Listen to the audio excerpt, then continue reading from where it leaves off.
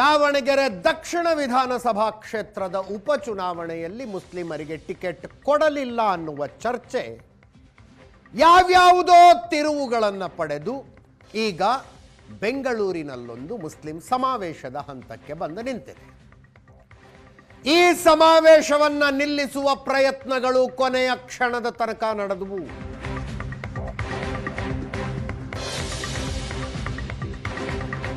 ಅಂತೂ ಇಂತೂ ಸಮಾವೇಶ ನಡೆಯಿತು. ಇದರ ಸಂಘಟಕರ ಅಂದುಕೊಂಡಷ್ಟು ದೊಡ್ಡ ಪ್ರಮಾಣದಲ್ಲಿ ಮಾಡೋದಕ್ಕಾಗಲಿಲ್ಲ.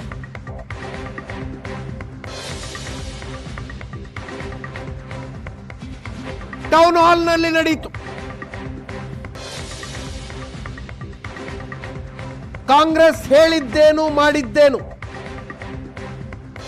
ಮುಂದೇನು ಸಮಾವೇಶದ ಹೆಸರು.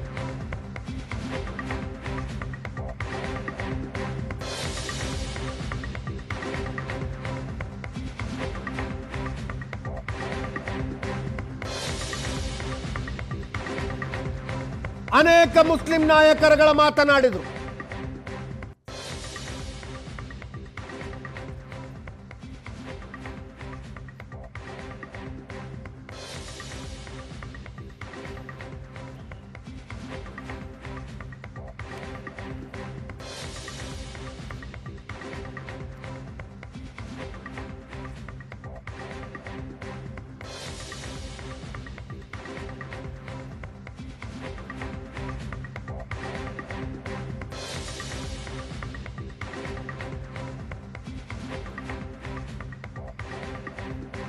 ಹಕ್ಕೊತ್ತಾಯ ಮಂಡಿಸಲಾಯಿತು. ಸಮಾವೇಶದಲ್ಲಿ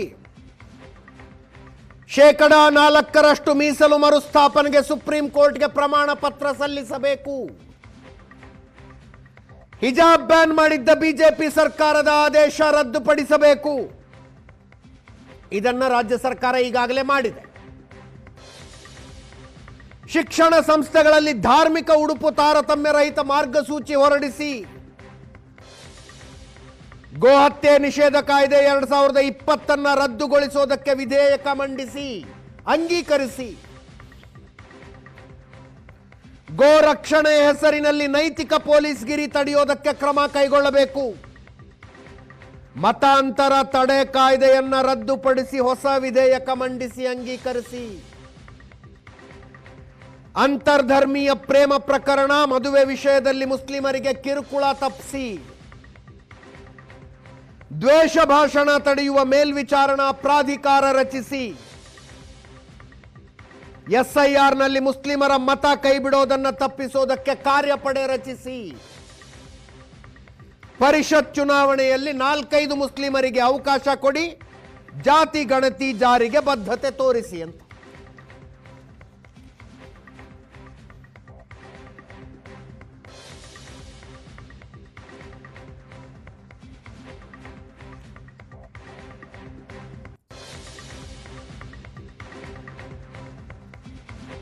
ಈ ಹಕ್ಕೊತ್ತಾಯಗಳನ್ನು ಮಂಡಿಸಲಾಯಿತು.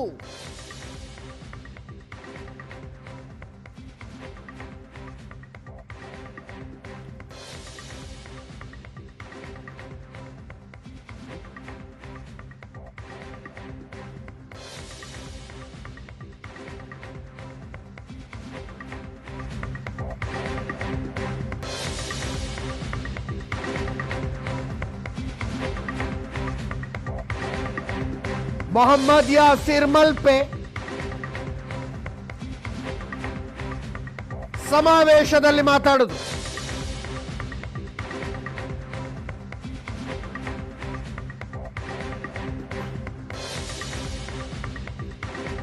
ರಾಜ್ಯದಲ್ಲಿ ಎಸ್ಐಆರ್ ಜಾರಿಯಾಗದಂತೆ ಕಾಂಗ್ರೆಸ್ ಸರ್ಕಾರ ತಡಿಬೇಕು ಅಂತ.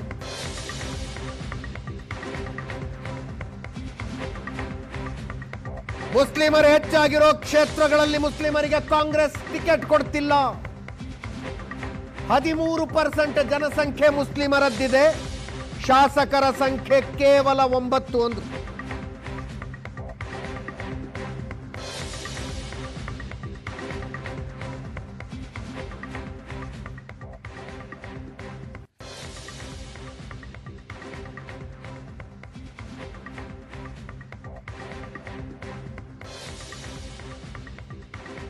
ಮೊಹಮ್ಮದ್ ಯಾಸಿರ್ ಮಲ್ಪೆ ಮಾತನಾಡಿರೋದು ಕೇಳಿಸ್ಕೊಳ್ಳಿ.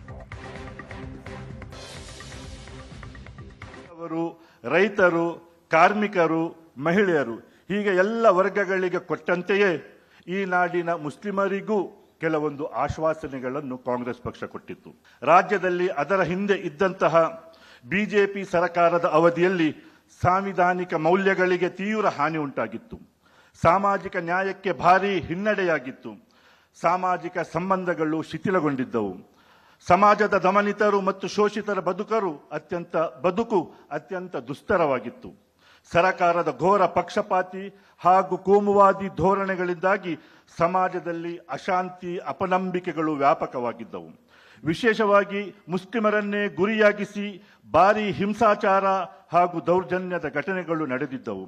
ಮುಸ್ಲಿಮರ ಅಸ್ಮಿತೆ, ಬದುಕು, ಜೀವನೋಪಾಯಗಳ ಮೇಲೆಯೂ ಯೋಜಿತ ದಾಳಿಗಳು ನಡೆದಿದ್ದವು. ಇಂತಹ ಸಂದರ್ಭದಲ್ಲಿ ಚುನಾವಣೆ ಬಂದಾಗ ಕಾಂಗ್ರೆಸ್ ಮುಸ್ಲಿಮರಿಗೆ ಯಾವ ಆಶ್ವಾಸನೆಗಳನ್ನು ನೀಡಿತೋ ಆ ಆಶ್ವಾಸನೆಗಳಿಂದಾಗಿ ಈ ಸಮುದಾಯದಲ್ಲಿ ಒಂದು ರೀತಿಯ ಆಶಾವಾದ ಬೆಳೆಯಿತು. ಸರ್ಕಾರ ಬಂದ ಕೂಡಲೇ ಆ ಮೀಸಲಾತಿಯನ್ನು ಪುನಃಸ್ಥಾಪನೆ ಮಾಡುವ ಭರವಸೆ ಕೊಟ್ಟಿತ್ತು. ಆದರೆ 3 ವರ್ಷಗಳು ಕಳೆದರೂ ಮುಸ್ಲಿಮರಿಂದ ಅನ್ಯಾಯವಾಗಿ ಕಿತ್ತುಕೊಳ್ಳಲಾಗಿದ್ದ ಆ ಮೀಸಲಾತಿಯನ್ನು ಇನ್ನೂ ನೀವು ಮರಳಿಸಿಲ್ಲ. ಈ 2B ಮೀಸಲಾತಿಯನ್ನು ತಕ್ಷಣ ಜಾರಿಗೆ ಬರುವಂತೆ ಆಗ್ರಹಿಸಲು ಈ ಸಮಾವೇಶವನ್ನು ನಾವು ನಡೆಸ್ತಾ ಇದ್ದೇವೆ. ನಕಲಿ ಗೋರಕ್ಷಕರಿಗೆ, ಜಾನುವಾರು ಸಾಗಾಟಗಾರರ ಮೇಲೆ ಹಲ್ಲೆ ನಡೆಸಲು ಮತ್ತು ಅವರನ್ನು ಲೂಟಿಗೈಯಲು ಸುವರ್ಣಾವಕಾಶ ಮಾಡಿಕೊಟ್ಟಿದೆ. ಅಂತಹ ಜನವಿರೋಧಿ ಕಾಯ್ದೆಯನ್ನು ನಿಮ್ಮ ಸರ್ಕಾರ ಬಂದ ಕೂಡಲೇ ವಾಪಸ್ ಪಡೆಯುವ ಅಥವಾ ಅದಕ್ಕೆ ತಿದ್ದುಪಡಿ ಮಾಡುವ ಭರವಸೆ ನೀಡಲಾಗಿತ್ತು.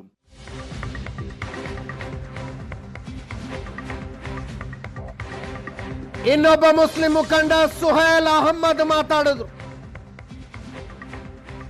ಈ ಸಮುದಾಯಕ್ಕೆ, ಮುಸ್ಲಿಂ ಸಮುದಾಯಕ್ಕೆ ಒಂದು ಸಮಾವೇಶ ಆಯೋಜನೆ ಮಾಡೋ ಶಕ್ತಿ ಇಲ್ವಾ? ಇಂಥ ಸಣ್ಣ ಸಮಾವೇಶವನ್ನ ಅನುಮಾನಾಸ್ಪದವಾಗಿ ನೋಡಲಾಗ್ತಾ ಇದೆ. ಇದನ್ನ ಕರ್ನಾಟಕದ ಮೂಲೆ ಮೂಲೆಯಲ್ಲಿ ನಡೆಸಬೇಕು.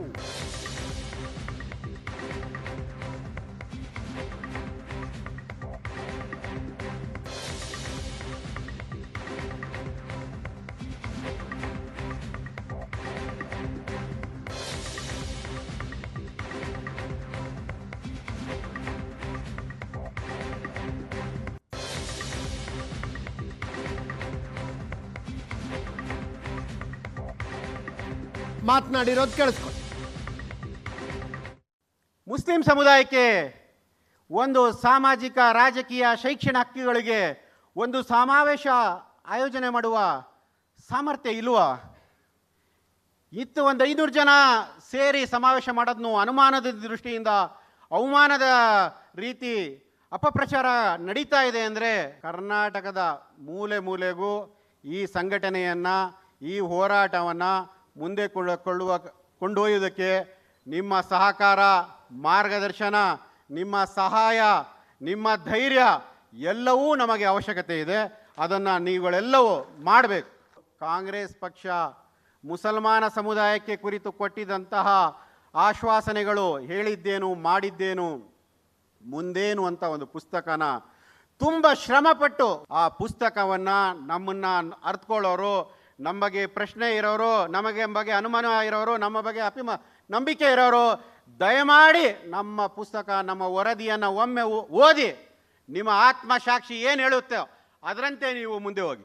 ಭಾರತದ ಆರ್ಥಿಕತೆಗೆ ಅತಿ ದೊಡ್ಡ ಕೊಡುಗೆ ನೀಡುತ್ತಿರುವ ಅತ್ಯಂತ ದೊಡ್ಡ ಶ್ರಮಿಕ ಕಾರ್ಮಿಕ ವರ್ಗಗಳಾದ ಪಂಚರ್ ಹಾಕೋರು, ವೆಲ್ಡಿಂಗ್ ಮಾಡೋರು, ಗುಜರಿ ವ್ಯಾಪಾರಿಗಳು, ಡ್ರೈವರ್, ಪೇಂಟರ್, ಪ್ಲಂಬರ್, ಟೈಲರ್ ಮೊದಲ ಬಾರಿಗೆ ತಮ್ಮ ಶ್ರಮದ ಮತ್ತು ತೆರಿಗೆಯ ಪಾಲಿನ ಲೆಕ್ಕ ಕೇಳ್ತಾ ಇದ್ದಾರೆ.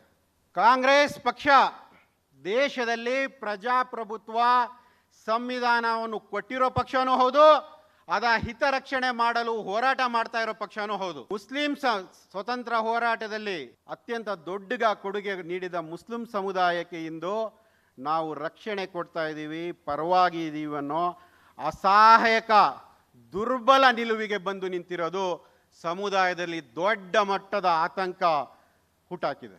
ಏಕಪಕ್ಷೀಯವಾಗಿ ನಿಮಗೆ ಮತದಾನ ಮಾಡಿದೆ, ಅದರ ಮೌಲ್ಯಮಾಪನ ಅದರ ಲೆಕ್ಕಾಚಾರ, ನಿಮ್ಮ ಕಾರ್ಯವೈಖರಿಯ ಮೌಲ್ಯಮಾಪನ, ನಮ್ಮ ಮತಗಳ ನ್ಯಾಯಯುತವಾದ ಹಕ್ಕು, ಪಾಲು ಮತ್ತು ತೆರಿಗೆಯ ಲೆಕ್ಕ ಕೇಳಲು ನೆರೆದಿದ್ದೇವೆ. ಲೆಕ್ಕ ಕೊಡಿ, ಲೆಕ್ಕ ಕೊಡಿ, ಲೆಕ್ಕ ಕೊಡಿ. ನಮ್ಮ ರಿಪೋರ್ಟರ್ ಸುರೇಶ್ ಹಾಗೂ ನಮ್ಮ ಪೊಲಿಟಿಕಲ್ ಎಡಿಟರ್ ಪ್ರಶಾಂತ್ ನಾಥ್ ಇಬ್ಬರು ಕೂಡ ನೇರ ಸಂಪರ್ಕದಲ್ಲಿದ್ದಾರೆ. ಸುರೇಶ್, ಈ ಸಮಾವೇಶ ಆಗದಂತೆ ತಡೆಯುವ ಪ್ರಯತ್ನಗಳು ಬಹಳ ನಡೆದವು ಅಂತ ಕೇಳಿದ್ವಿ. ಕೆಲವು ಉಲೇಮಾಗಳ ಹಿಂದೆ ಸರ್ಕೊಂಡುವಂತೆ, ಕೆಲವು ಮುಸ್ಲಿಂ ಮುಖಂಡರ ಹಿಂದೆ ಸರಿದುಕೊಂಡ್ರಂತೆ ಸಮಾವೇಶಕ್ಕೆ ಬರೋದಿಲ್ಲ ಅಂತ ಬಹಳ ದೊಡ್ಡ ಪ್ರಮಾಣದಲ್ಲಿ ಆಗಬೇಕಾದದ್ದು ಸಣ್ಣ ಪ್ರಮಾಣದಲ್ಲಿ ಆಯಿತು ಅಂತಾರೆ. ಹೌದಾ, ಇದು ನಿಜನಾ? ಬಹುತೇಕ ಇವತ್ತಿನ ಮುಸ್ಲಿಂ ಸಮಾವೇಶದಲ್ಲಿ ಭಾಷಣ ಮಾಡಿದಂತಹ ಮುಸ್ಲಿಂ ಮುಖಂಡರು ಹೇಳಿದಂತಹ ಮಾತುಗಳಿದು. ನಾವೊಂದು ದೊಡ್ಡ ಮಟ್ಟದಲ್ಲಿ ಧಾರ್ಮಿಕ ಸಮಾವೇಶ ಮಾಡಿ ಲಕ್ಷಾಂತರ ಜನರನ್ನ ಸೇರಿಸಿದ್ರೆ ಅದನ್ನು ಯಾರು ಕೂಡ ಪ್ರಶ್ನೆ ಮಾಡೋದಿಲ್ಲ. ಆದರೆ ಇವತ್ತು ನೀವು ಹೇಳಿದ್ದೇನು ಮಾಡಿದ್ದೇನು ಅನ್ನುವಂಥ ಹೆಸರಿನಲ್ಲಿ ನಾವು ಈ ಒಂದು ಕಾರ್ಯಕ್ರಮವನ್ನು ಮಾಡೋದಕ್ಕೆ ಹೊರಟಾಗ ನೂರಾರು ಫೋನ್ ಕರೆಗಳು ಬಂತು. ಅದರ ಜೊತೆಯಲ್ಲಿ ಸಾಮಾಜಿಕ ಜಾಲತಾಣದಲ್ಲಿ ಈ ಕಾರ್ಯಕ್ರಮ ರದ್ದಾಗಿದೆ ಅನ್ನುವಂಥ ಸಂದೇಶಗಳು, ಸುಳ್ಳು ಸಂದೇಶಗಳು ಹರಿದಾಡಿದ್ವು. ಅಂದರೆ ನಮ್ಮನ್ನು ದಿಕ್ಕು ತಪ್ಪಿಸುವಂಥ ಒಂದು ಪ್ರಯತ್ನ ನಡೆದವು ಅನ್ನುವಂತಹ ಒಂದು ಮಾತನ್ನು, ಆರೋಪವನ್ನು ಅವರು ಮಾಡ್ತಾ ಇರುವಂಥದ್ದು. ವಿಪರ್ಯಾಸ ನೋಡಿ ಅಜಿತ್, ಯಾವ ಸಮುದಾಯ ನಮ್ಮ ಜೊತೆ ಇರುತ್ತೆ, ಯಾವ ಸಮುದಾಯದ ಪರವಾಗಿ ನಾವಿದ್ದೀವಿ ಅಂತ ಹೇಳಿಕೊಂಡು ಕಾಂಗ್ರೆಸ್ ಪಕ್ಷ ನಂಬಿಕೊಂಡಿತ್ತು, ಅದೇ ಸಮುದಾಯದವರು ಇವತ್ತು ಲೆಕ್ಕ ಕೊಡಿ ಅಂತ ಕೇಳ್ತಾ ಇದ್ದಾರೆ. ಅದರ ಜೊತೆಗೆ ನೀವು ಅಧಿಕಾರಕ್ಕೆ ಬಂದಾಗ ಬರುವುದಕ್ಕೆ ಮುಂಚೆ ಹೇಳಿದ್ದೇನು, ಈಗ ಮಾಡಿದ್ದೇನು ಅನ್ನುವಂಥ ಒಂದು ಪ್ರಶ್ನೆಯನ್ನು ಬಹಳ ನೇರವಾಗಿ ಕೇಳ್ತಾ ಇದ್ದಾರೆ. ಬಹುಶಃ ಸರ್ಕಾರದ ಮಟ್ಟದಲ್ಲಿ ನಮ್ಮನ್ನು ತಡೆಯುವಂಥ ಒಂದು ಪ್ರಯತ್ನ ಆಯಿತು ಅನ್ನುವಂಥ ಒಂದು ಆರೋಪವನ್ನು ವೇದಿಕೆಯ ಮೇಲೆ ಬಹುತೇಕ ಭಾಷಣಕಾರರು ಹೇಳಿದ್ದು. ಅಂದರೆ ನೋಡಿ, ಒಂದು ಹಿಜಾಬ್ ಮೇಲಿನ ನಿರ್ಬಂಧವನ್ನು ತೆಗೆಯೋದಕ್ಕೆ ನಿಮಗೆ 3 ವರ್ಷಗಳು ಬೇಕಾಯಿತು. ನಿನ್ನೆ ನಾವು ಈ ಒಂದು ಕಾರ್ಯಕ್ರಮವನ್ನು ಮಾಡ್ತೀವಿ ಅಂತ ಒಂದು ಪತ್ರಿಕಾಗೋಷ್ಠಿಯನ್ನು ಮಾಡಿದ ತಕ್ಷಣ ನೀವು ಆ ಒಂದು ನಿರ್ಬಂಧವನ್ನು ಹಿಂಪಡಿತೀರ. ಅಂದರೆ ನಾವು ಏನೋ ಮಾಡ್ತಾ ಇದ್ದೀವಿ ಅನ್ನುವಂಥ ಬಿಸಿ ಸರ್ಕಾರಕ್ಕೆ ಮುಟ್ಟಿದೆ, ಹಾಗಾಗಿಯೇ ಈ ನಿರ್ಬಂಧವನ್ನು ಕೂಡಲೇ ಹಿಂದಕ್ಕೆ ಪಡೆದ್ರು ಅನ್ನುವಂಥ ಒಂದು ಮಾತನ್ನು ಅವರು ಹೇಳಿದ್ದು. ಅದರ ಜೊತೆಯಲ್ಲಿ ನೀವು ಅಧಿಕಾರಕ್ಕೆ ಬಂದಂಥ ಸಂದರ್ಭದಲ್ಲಿ ಹೇಳಿದ್ದೇನು ಅಂದರೆ, ಈ ಗೋಹತ್ಯೆಯನ್ನು ನಿಷೇಧ ಮಾಡಿದ್ದಾರೆ, ಅದನ್ನು ವಾಪಸ್ ಪಡಿಬೇಕು, ಹಿಜಾಬ್ ಮೇಲಿನ ನಿರ್ಬಂಧವನ್ನು ತೆರವುಗೊಳಿಸಬೇಕು, ದ್ವೇಷ ಭಾಷಣವನ್ನು ಅದರ ಬಗ್ಗೆ ಒಂದು ಮಸೂದೆಯನ್ನು ತರಬೇಕಿತ್ತು. ಈ ರೀತಿಯಾಗಿ ಒಂದಷ್ಟು ವಿಚಾರಗಳನ್ನು ಬಹುತೇಕ ಅವರು ಮಾತಾಡಿರುವಂಥದ್ದು. ಬಹಳ ಸೂಚ್ಯವಾಗಿ ಮತ್ತು ಪ್ರಮುಖವಾಗಿ ಒಂದು ಮಾತನ್ನು ಅವ್ರು ಹೇಳಿರೋದನ್ನು ನಾವಿಲ್ಲಿ ಗಮನಿಸ್ಬೋದು. ಮುಸ್ಲಿಂ ಜನಸಂಖ್ಯೆ ಅತಿ ಹೆಚ್ಚು ಇರುವಂತಹ ಕ್ಷೇತ್ರಗಳಲ್ಲಿ ಒಬ್ಬ ಮುಸ್ಲಿಂ ಅಭ್ಯರ್ಥಿಗೆ ನೀವು ಟಿಕೆಟ್ ಕೊಡೋದಕ್ಕೆ ಹಿಂದೆ ಮುಂದೆ ನೋಡ್ತೀರಾ ಅಂತಂದರೆ ನಮಗೆಲ್ಲಿ ನೀವು ಪ್ರಾತಿನಿಧ್ಯವನ್ನು ಕೊಡ್ತಾ ಇದ್ದೀರಾ? ಅಂದರೆ ಬಹಳ ನೇರವಾಗಿ ಹೇಳಿದ್ದಾರೆ ನೋಡಿ, ದಾವಣಗೆರೆಯಲ್ಲಿ ಮುಸ್ಲಿಂ ಮತದಾರರ ಸಂಖ್ಯೆ ಹೆಚ್ಚಿತ್ತು, ಅಲ್ಲಿ ಯಾಕೆ ನೀವು ಒಂದು ಮುಸ್ಲಿಂ ಅಭ್ಯರ್ಥಿಗೆ ಅವಕಾಶವನ್ನು ಕೊಡಲಿಲ್ಲ ಅನ್ನುವಂಥ ಒಂದು ಪ್ರಶ್ನೆಯನ್ನು ಕೇಳ್ತಾ ಇದ್ದಾರೆ. ಅದರ ಜೊತೆಯಲ್ಲಿ 136 ಜನ ಶಾಸಕರು ಇದ್ದೀರಿ, ಅದರಲ್ಲಿ ಕೇವಲ 9 ಜನ ಮಾತ್ರ ಅಲ್ಪಸಂಖ್ಯಾತರು ಇದ್ದಾರೆ. ಅಂದರೆ ನೀವು ನಮಗೆಲ್ಲಿ ಪ್ರಾಮುಖ್ಯತೆಯನ್ನು ಕೊಡ್ತಿದ್ದೀರಿ ಅನ್ನುವಂಥ ಒಂದು ಲೆಕ್ಕವನ್ನು ಕೇಳ್ತಾ ಇದ್ದಾರೆ. ಒಟ್ಟಾರೆಯಾಗಿ ಇಡೀ ಸಮಾವೇಶದ ಉದ್ದಕ್ಕೂ ಕೂಡ ಅಲ್ಪಸಂಖ್ಯಾತ ನಾಯಕರು ಸೇರಿದಂತೆ ಬಹುತೇಕ ಅಲ್ಲಿ ಇದ್ದಂತಹ ಎಲ್ಲ ನಾಯಕರು ಕೇಳ್ತಾ ಇದ್ದಂಥದ್ದು, ಕಾಂಗ್ರೆಸ್ ಸರ್ಕಾರ ಅಧಿಕಾರಕ್ಕೆ ಬರುವ ಮುಂಚೆ ನಮಗೆ ಮಾತು ಕೊಡೋದಕ್ಕೆ ಹೆದರೋದಿಲ್ಲ, ಆದರೆ ಅಧಿಕಾರಕ್ಕೆ ಬಂದ ಮೇಲೆ ನೀವು BJPಯವರಿಗೆ ಭಯ ಪಡ್ತೀರಿ, ಹಾಗಾಗಿ ನೀವು ಯಾವುದೇ ಒಂದು ನೀತಿ ನಿಯಮಗಳನ್ನು ರೂಪಿಸುವಲ್ಲಿ, ಯಾವುದೇ ಒಂದು ಕಾಯ್ದೆಗಳನ್ನು ತರುವಲ್ಲಿ ತುಂಬ ಹಿಂದೆ ಮುಂದೆ ನೋಡ್ತೀರಿ, ನಮ್ಮ ಒಂದು ಹಕ್ಕುಗಳನ್ನು ರಕ್ಷಿಸುವಲ್ಲಿ ನೀವು ವಿಫಲರಾಗಿದ್ದೀರಿ ಅನ್ನುವಂಥ ಮಾತನ್ನು ಹೇಳ್ತಾರೆ. ಮತ್ತೊಂದು ಬಹಳ ಪ್ರಮುಖವಾದ ವಿಚಾರ ಅಂದರೆ SIR ಅನ್ನುವಂಥದ್ದು ಮುಸ್ಲಿಂ ಸಮುದಾಯದ ಮೇಲಿನ ಒಂದು ದಾಳಿ ಅಂತಲೇ ಅವರು ಅದನ್ನು ಬಣ್ಣಿಸ್ತಾರೆ. ಪಶ್ಚಿಮ ಬಂಗಾಳದಲ್ಲಿ ನೋಡಿ ಏನಾಯಿತು, SIR ತಂದಿದ್ದರಿಂದ ಮುಸ್ಲಿಂ ಸಮುದಾಯ ಒಂದು ರೀತಿ ಹಿನ್ನಡೆ ಅನುಭವಿಸಬೇಕಾಯಿತು ಅನ್ನುವಂಥ ಒಂದು ಮಾತನ್ನು ಅವರು ಹೇಳ್ತಾರೆ. ಅಂದರೆ ಬಹುತೇಕ ವಿಚಾರಗಳಲ್ಲಿ ಕಾಂಗ್ರೆಸ್ ಮೌನ ವಹಿಸಿದೆ, ನಮ್ಮ ಪರವಾಗಿ ನಿಲ್ತಾ ಇಲ್ಲ. ಹಾಗಾಗಿ ಕಾಂಗ್ರೆಸ್ ಸರ್ಕಾರ ಈ ಕೂಡಲೇ ನಮಗೆ ಲೆಕ್ಕವನ್ನು ಕೊಡಬೇಕು, ನಮ್ಮ ಸಮುದಾಯದ ಹಿತರಕ್ಷಣೆಗೆ ನಿಲ್ಲಬೇಕು.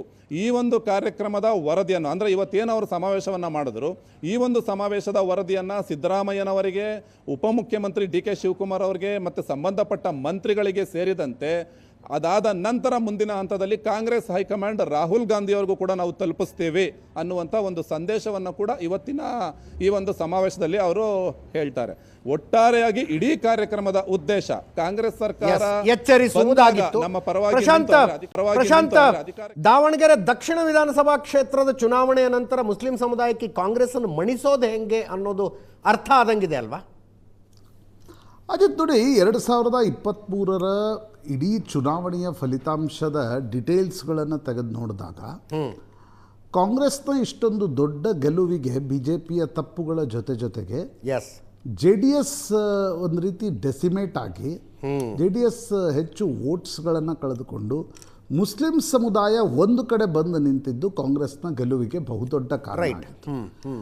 ದಾವಣಗೆರೆ ದಕ್ಷಿಣದ ಫಲಿತಾಂಶವನ್ನು ಸ್ವಲ್ಪ ಅವಲೋಕನ ಮಾಡಿದರೆ ಅಲ್ಲಿ ಮುಸಲ್ಮಾನರ ಸಂಖ್ಯೆ ಜಾಸ್ತಿ ಇದೆ ಅನ್ನುವ ಕಾರಣಕ್ಕೋಸ್ಕರ SDP 18,000 ಮತಗಳನ್ನು ತೆಗೆದುಕೊಂಡು ಆದರೂ ಕಾಂಗ್ರೆಸ್ ಗೆಲ್ತು. ಎಸ್, ಯಾಕಂದರೆ ಮುಸ್ಲಿಮರ ಜನಸಂಖ್ಯೆ ಜಾಸ್ತಿ ಇದೆ ಅನ್ನುವ ಕಾರಣಕ್ಕೋಸ್ಕರ. ಆದರೆ ಒಂದು ವೇಳೆ 2028 ಚುನಾವಣೆವರೆಗೆ ಮುಸ್ಲಿಮರು ಬೇರೆ ಬೇರೆ ಕ್ಷೇತ್ರದಲ್ಲಿ ಕಾಂಗ್ರೆಸ್ಗೆ ಕೈ ಕೊಟ್ಟು SDPI ಕಡೆ ಹೋಗ್ಲಿಕ್ಕೆ ಆರಂಭಿಸಿದ್ದರೆ ಓಕೆ, ಕಾಂಗ್ರೆಸ್ಗೆ ದೊಡ್ಡ ಪೆಟ್ಟು ಬೀಳ್ಬೋದು. ಕಾಂಗ್ರೆಸ್ಗೆ ಇರ್ತಕ್ಕಂಥ ಆತಂಕ ದಾವಣಗೆರೆ ದಕ್ಷಿಣದ್ದಲ್ಲ. ಒಂದು ವೇಳೆ ಈಗ ಹಿಂದೂ ಬಾಹುಳ್ಯ ಕ್ಷೇತ್ರ ಇದೆ ಅಂತ ಅನ್ಕೋಣ, ಓಕೆ, ಮುಸಲ್ಮಾನರದ್ದು ಒಂದು 15,000 ಓಟ್ ಇದೆ, ಅಲ್ಲೊಂದು ನಿಮಗೊಂದು 12,000 ಓಟ್ ಬೀಳ್ತಾ ಇರುತ್ತೆ. 5,000 ಓಟ್ ಕಡಿಮೆ ಬಿದ್ದರೂ BJP ಅಭ್ಯರ್ಥಿ ಗೆಲ್ತಾರೆ ಅಲ್ಲಿ. ಹೌದು ಹೌದು. ಆ ಕಾರಣದಿಂದ ಮುಸಲ್ಮಾನರ ವೋಟ್ಗಳ ಕೈ ತಪ್ಪುವ ಭೀತಿ ಕಾಂಗ್ರೆಸ್ಗೆ ಜಾಸ್ತಿ ಇದೆ. ಹೀಗಾಗಿ ದಾವಣಗೆರೆ ದಕ್ಷಿಣದ ಫಲಿತಾಂಶ ಕಾಂಗ್ರೆಸ್ ಪರವಾಗಿದ್ದರೂ ಕೂಡ ತರಾತುರಿಯಲ್ಲಿ ಹಿಜಾಬ್ನ ನಿರ್ಧಾರವನ್ನು ಯಾಕೆ ತೆಗೆದುಕೊಳ್ಳಾಯಿತು ಅಂತಂದರೆ ಮುಸ್ಲಿಂ ಜನಮಾನಸಕ್ಕೆ ನಾವು ನಿಮ್ಮ ಜೊತೆಗಿದ್ದೀವಿ, ನಾವೇನು ನಿಮ್ಮನ್ನು ಬಿಟ್ಟು ಹೋಗಿಲ್ಲ ಅನ್ನೋದನ್ನು ತೋರಿಸೋದಕ್ಕೆ. 3 ವರ್ಷಗಳ ಕಾಲ ಯಾಕೆ ಈ ನಿರ್ಣಯವನ್ನು ತೆಗೆದುಕೊಳ್ಳಿಲ್ಲ ಅನ್ನುವ ಪ್ರಶ್ನೆಯನ್ನು ಮುಸಲ್ಮಾನ್ ಸಮುದಾಯ ಕೇಳ್ತಾ ಇದೆ. ಇವತ್ತಿನ ಏನೊಂದು ಕಾರ್ಯಕ್ರಮ ಆಯೋಜನೆ ಆಗಿತ್ತು, 30ಕ್ಕೂ ಹೆಚ್ಚು ಮುಸ್ಲಿಂ ಸಂಘಟನೆಗಳು, ನನಗನ್ಸುತ್ತೆ ಮೋಸ್ಟ್ ಆಫ್ ಇಂಟೆಲೆಕ್ಚುಯಲ್ಸ್ ಈ ಕಾರ್ಯಕ್ರಮವನ್ನು ಆಯೋಜಿಸಿದ್ರು. ಅವರು ಹೇಳ್ತಿದ್ದಾರೆ, ನೀವು ಇದೇ ರೀತಿ ನಮ್ಮನ್ನು ಬಿಟ್ಟು ಹೋಗ್ತಾ ಇದ್ದರೆ ನಾವು ಕೂಡ ಪರ್ಯಾಯವನ್ನು ಶೋಧಿಸಬೇಕಾಗತ್ತೆ ಅಂತಕ್ಕಂಥದ್ದನ್ನು ಮುಸ್ಲಿಂ ಸಮುದಾಯ ಕಾಂಗ್ರೆಸ್ಗೆ ಹೇಳ್ತಕ್ಕಂಥ ಪ್ರಯತ್ನವನ್ನು ಮಾಡ್ತಾ ಇದೆ. ನೀವು ಹಿಜಾಬ್ನ ನಿರ್ಣಯವನ್ನು ಏನು ಕಾಂಗ್ರೆಸ್ ತೆಗೆದುಕೊಳ್ತು ಅದನ್ನು ಲೆಕ್ಕ ಹಾಕಿದರೆ ಇನ್ನು ಮುಂದಿರುವ ದಿನಗಳಲ್ಲಿ ಈಗ ನೋಡಿ, ವಿಧಾನ ಪರಿಷತ್ ರಾಜ್ಯಸಭೆ ಡೆಫಿನೆಟ್ಲಿ ನಾನು ಹೇಳ್ತೀನಿ ಅಜಿತ್, ಒಂದೊಂದು ಮುಸ್ಲಿಂ ಅಭ್ಯರ್ಥಿಗೆ ಅಲ್ಲಿ ಟಿಕೆಟ್ ದೊರೆಯುತ್ತೆ. ಹಾಂ, ಎಸ್. ಕಾಂಗ್ರೆಸ್ ಈಗ ಮುಸಲ್ಮಾನ್ ಸಮುದಾಯವನ್ನು ಮುಂದಿನ 2 ವರ್ಷಗಳ ಕಾಲ ಪ್ಲಕೇಟ್ ಮಾಡತಕ್ಕಂಥ ಪ್ರಯತ್ನವನ್ನು ಮಾಡುತ್ತೆ. ಇದು ಯಾವುದೇ ಸಮುದಾಯ ಒಂದು ಅರ್ಥ ಆಗ್ತಕ್ಕಂಥ ವಿಷಯ ಅಂತಂದರೆ when it comes to vote bank, parties are vulnerable. Correct. Political parties are mostly vulnerable. ಕಾಂಗ್ರೆಸ್ಗೂ ಕೂಡ ವಲ್ನರೇಬಿಲಿಟಿ ಅರ್ಥ ಆಗ್ತಾ ಇದೆ. ದಾವಣಗೆರೆ ದಕ್ಷಿಣ ಗೆದ್ದದ್ದು BJPಗೆ ಮುಸ್ಲಿಂ ಸಮುದಾಯದ ವೋಟ್ಗಳನ್ನು ತೆಗೆದುಕೊಳ್ಳುವ ಶಕ್ತಿ ಇಲ್ಲ ಅನ್ನುವ ಕಾರಣಕ್ಕೋಸ್ಕರ. ಇಮ್ಯಾಜಿನ್ ಈ ಸೀಟು ಕಾಂಗ್ರೆಸ್ JDS ನಡೆದಿದ್ರೆ ಅಲ್ವಾ? ಹೌದು, ಒಂದಷ್ಟು ನೋಟ್ ತಗೋತಿದ್ರು ಮುಸಲ್ಮಾನರಿಗೆ. JDS ಒಂದು ಆಪ್ಷನ್ ಕೂಡ ಆಗ್ತಾ ಇತ್ತು. ಹೌದು. ಹೀಗಾಗಿ ಕಾಂಗ್ರೆಸ್ನಲ್ಲೂ ಕೂಡ ಒಂದು ಆತಂಕ ಇದೆ. ಮುಸಲ್ಮಾನ್ ಸಮುದಾಯಕ್ಕೂ ಕೂಡ 2 ವಿಷಯಗಳಿವೆ. ಒಂದು, ಕಾಂಗ್ರೆಸ್ಸನ್ನು ಬಿಟ್ಟು SDPI ಕಡೆ ಹೋದರೆ ಸದ್ದಾಗತ್ತೆ, SDPI ಓಟ್ ತೆಗೆದುಕೊಳ್ಳುತ್ತೆ, BJP ಗೆಲ್ಲುತ್ತೆ, ಮುಸಲ್ಮಾನ್ ಸಮುದಾಯಕ್ಕೆ ಏನು ಲಾಭ ಆಗಲ್ಲ. ಕಾಂಗ್ರೆಸ್ಗೂ ಗೊತ್ತಿದೆ, ನಾವು ಮುಸಲ್ಮಾನ್ ಸಮುದಾಯವನ್ನು ಬಿಟ್ಟುಕೊಟ್ಟು ಹೋಗಿ ಹಿಂದೂಗಳನ್ನು ಓಲೈಸ್ಲಿಕ್ಕೆ ಶುರು ಮಾಡಿದರೆ ಮುಸಲ್ಮಾನ್ ಸಮುದಾಯದ ಮತಗಳು ಚೆಲ್ಲಾಪಿಲ್ಲಿ ಆಗ್ತವೆ. ಹಿಂದೂಗಳ ಮೊದಲ ಒಂದು ಆಯ್ಕೆ BJP ಆಗಿರ್ಬೋದು ಕೆಲವು ಕಡೆ. ಹೌದು ಹೌದು. ಆ ಕಾರಣಕ್ಕೋಸ್ಕರ ಕಾಂಗ್ರೆಸ್ಗೂ ಮುಸಲ್ಮಾನರಿಗೂ ಬೇಕು, ಮುಸಲ್ಮಾನರಿಗೂ ಕಾಂಗ್ರೆಸ್ ಬೇಕು. ಬಟ್ ಆ ಒಂದು ನನಗನ್ಸುತ್ತೆ ಕಾಂಗ್ರೆಸ್ನಲ್ಲಿನ ಮುಸಲ್ಮಾನ್ ಸಮುದಾಯದ ನಾಯಕರ ತಿಕ್ಕಾಟದ ಕಾರಣದಿಂದಾಗಿ ಈ ಎಲ್ಲ ಬೆಳವಣಿಗೆಗಳು ನಡೀತಾ ಇವೆ. ಅಂತಿಮವಾಗಿ ಕಾಂಗ್ರೆಸ್ ಸರ್ಕಾರ ನನಗನ್ಸುತ್ತೆ, ಈಗ ನೋಡಿ, ವಿಧಾನ ಪರಿಷತ್ ರಾಜ್ಯಸಭೆಯಲ್ಲಿ ಪ್ಲಕೇಟ್ ಮಾಡಲಿಕ್ಕೆ ನೋಡುತ್ತೆ. ನಂತರ ನೀವು ಯಾವುದೇ ರೀತಿಯಾಗಿರ್ತಕ್ಕಂಥ 28 ಚುನಾವಣೆಯಲ್ಲೂ ಕೂಡ 15 ಇದ್ದಿದ್ದನ್ನು ಒಂದು 2-3 ಜಾಸ್ತಿ ಮಾಡ್ಬೋದು. ದಾವಣಗೆರೆ ದಕ್ಷಿಣದಂಥ ಸೀಟ್ನಲ್ಲಿ ಏನು ವಾಪಸ್ ಏನೋ ಒಂದು ರೀತಿಯಾಗಿರ್ತಕ್ಕಂಥ ಬದಲಾವಣೆಗಳನ್ನು ಮಾಡಲಿಕ್ಕೆ ನೋಡ್ಬೋದು. ಕಾಂಗ್ರೆಸ್ಗೂ ಈ ವಲ್ನರಬಿಲಿಟಿ ಅರ್ಥ ಆಗುತ್ತೆ. ಮುಸಲ್ಮಾನ್ ಸಮುದಾಯದ ವೋಟ್ ಬಿಟ್ಟು ಕಾಂಗ್ರೆಸ್ ಕರ್ನಾಟಕದಲ್ಲಿ 23ರ ಫಲಿತಾಂಶದ ಹತ್ತಿರ ಉಳಿದ ಬೇಡಿಕೆಗಳು ಆದಷ್ಟು ಬೇಗ ಈಡೇರಿ ಬಿಡಬಹುದು ಅನ್ಸುತ್ತಾ ನಿಮಗೆ? ಮುಸ್ಲಿಮರ ಬೇಡಿಕೆಗಳಿದೆಯಲ್ಲ, 4% ಮೀಸಲಾತಿ ವಾಪಸ್ ಕೊಡಿ, ಗೋಹತ್ಯಾ ನಿಷೇಧ ಕಾಯ್ದೆಯನ್ನು ರದ್ದು ಮಾಡಿಬಿಡಿ, ಈ ಬೇಡಿಕೆಗಳನ್ನು ಈಡೇರಿಸ್ತಾ ಹೋದರೆ ಹಿಂದೂ ಕಮ್ಯುನಿಟಿ ಏನು ಯೋಚನೆ ಮಾಡುತ್ತೆ ಅಂತ. ಅಜಿತ್ ನೋಡಿ, ಕಾಂಗ್ರೆಸ್ಗೂ ಗೊತ್ತಿದೆ ಆಂಟಿ ಹಿಂದೂ ಆದರೆ ಅದರ ನಷ್ಟ ಕಾಂಗ್ರೆಸ್ಗೆ ಏನಾಗುತ್ತೆ 28ರಲ್ಲಿ ಅನ್ನೋದು ಕಾಂಗ್ರೆಸ್ ಪಾರ್ಟಿಗೆ ಚೆನ್ನಾಗಿ ಗೊತ್ತಿದೆ. ಎಸ್, ಮಮತಾ ಬ್ಯಾನರ್ಜಿ ಜೊತೆ ಆಗಿದ್ದು ಅದೇ ಅಲ್ವಾ? ಹೌದು ಹೌದು. ಪ್ರೋ ಮುಸ್ಲಿಂ ಏನು ಕೆಲವು ನಿರ್ಣಯಗಳಿವೆ. ಈಗ ಹಿಜಾಬ್, ಇದರಲ್ಲಿ ಆಂಟಿ ಹಿಂದೂ ಅನ್ನುವಂಥದ್ದು ಏನಿಲ್ಲ, ಅದರಲ್ಲಿ ಅಂಥದ್ದೇನಿಲ್ಲ. ಅಂಥ ಕೆಲ ನಿರ್ಣಯಗಳನ್ನು ತೆಗೆದುಕೊಂಡು ಮೂಗಿಗೆ ತುಪ್ಪ ಹಚ್ಚೋ ಕೆಲಸವನ್ನು ಕಾಂಗ್ರೆಸ್ ಪಾರ್ಟಿ ಸರ್ಕಾರ ಮಾಡಬಹುದು ಅಂತ ಅನಿಸುತ್ತೆ. ಟಿಕೆಟ್ ಕೊಡೋದು, ಈಗ 5 ವಿಧಾನ ಪರಿಷತ್ ಬರ್ತವೆ, 4 ರಾಜ್ಯಸಭೆ ಬರ್ತವೆ. ಒಂದು ಎಡಿಷ್ನಲ್ ಕೊಡ್ತಕ್ಕಂಥ ಪ್ರಯತ್ನವನ್ನು ಕೂಡ ಕಾಂಗ್ರೆಸ್ ಪಾರ್ಟಿ ಮಾಡ್ಬೋದು. ಆಗ ಡಂಗರ ಸಾರಿಸ್ತಕ್ಕಂಥ ಒಂದು ಪ್ರಯತ್ನವನ್ನು ಕಾಂಗ್ರೆಸ್ ಮಾಡುತ್ತೆ. ನೋಡಿ, ದಾವಣಗೆರೆ ದಕ್ಷಿಣ ಕೊಡಲಿಲ್ಲ, ಬಟ್ ನಾವು ಉಳಿದವ್ರು ಕೊಟ್ಟು ತೋರಿಸಿದ್ವಿ ನೋಡಿ ಅಂತ. ಎಸ್, ಆ ಪ್ರಯತ್ನ ನಡಿಬೋದು. ಬಟ್ ಅಜಿತ್, ಇದರಲ್ಲಿ ಎರಡು ವಿಷಯಗಳಿವೆ. ಕಾಂಗ್ರೆಸ್ಗೂ ಕೂಡ ಮುಸ್ಲಿಮರ ಪರ್ಯಾಯ ಇಲ್ಲ. ಕಾಂಗ್ರೆಸ್ಗೂ ಕೂಡ ಮುಸ್ಲಿಮರನ್ನು ಬಿಟ್ಟು ಚುನಾವಣೆಯಲ್ಲಿ ದೊಡ್ಡ ಮಟ್ಟದ ಹೈಜಂಪ್ ತೆಗೆದುಕೊಳ್ತಕ್ಕಂಥ ಶಕ್ತಿ ಇಲ್ಲ. ಹೌದು. ಅಲ್ಲೊಂದು ವೇಳೆ JDS ಬಂದು ಕೂತ್ರೆ ಜಸ್ಟ್ ಇಮ್ಯಾಜಿನ್, SDPI ಬರ್ತಿದೆ, ಆ ವೋಟ್ಗಳು ಹೋಗಿ ಡಿವೈಡ್ ಆಗ್ತಿವೆ. If at all a winning party takes that votes, ಏನಾಗಬಹುದು ಪೊಲಿಟಿಕಲಿ? ಹೌದು. ಇನ್ನೊಂದು ಕಡೆ ಮುಸ್ಲಿಂ ಸಮುದಾಯಕ್ಕೂ ಕೂಡ ಕಾಂಗ್ರೆಸ್ಸನ್ನು ಬಿಟ್ಟು ಅವ್ರ ಕಡೆನೂ ಪರ್ಯಾಯ ಇಲ್ಲ. ಅವರಾದ್ರೂ ಏನು ಮಾಡ್ತಾರೆ, SDPIಗೆ ವೋಟ್ ಕೊಟ್ಟು ಈಗ OICದು ಅದೇ ಆಯ್ತಲ್ವ ಕೊನೆಗೆ. ಹೌದು. ವೋಟ್ ಡಿವೈಡ್ ಮಾಡುವ ಶಕ್ತಿ ಇದೆ, ಗೆಲ್ಲುವ ಶಕ್ತಿ ಇಲ್ಲ. ಹೀಗಾಗಿ ಕಾಂಗ್ರೆಸ್ಸನ್ನು ಬಿಟ್ಟರೆ ಮುಸಲ್ಮಾನರಿಗೂ ಪರ್ಯಾಯ ಇಲ್ಲ. ಹೀಗಾಗಿ ಅಂತಿಮವಾಗಿ ಇವೆರಡೂ ಏನು ತೊರೆಗಳು ಹರಿತಾ ಇವೆ, ಅದು ಅಂತಿಮವಾಗಿ 28ರಲ್ಲಿ ಒಂದಾಗಲೇಬೇಕು.